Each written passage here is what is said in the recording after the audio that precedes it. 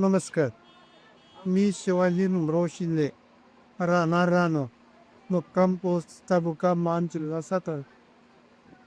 मी लिजेंडा मक्याचं पीक ऑक्टोबर यंदा घेतलं. मक्याची पेरणी केली.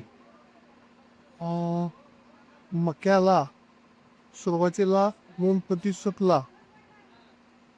सुकला करून त्याच्यानंतर पेरणी केली. पेरणी करून नंतर तणनाशक फवारणी.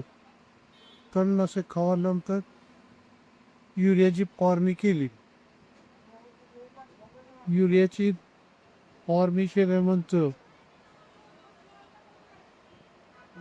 थोड्या दिवसाचा अंतराने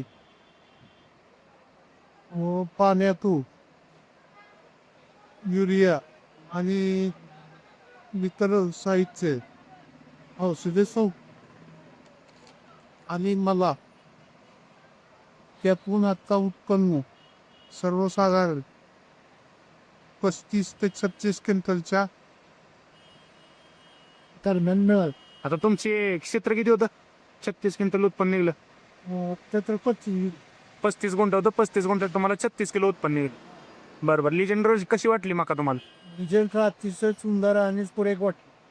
ह्याच्या आधी लिजेंडर केली का कधी? कधीच नाही आयुष्यात पहिल्यांदा. तुम्ही कुठली मका करत होता आधी?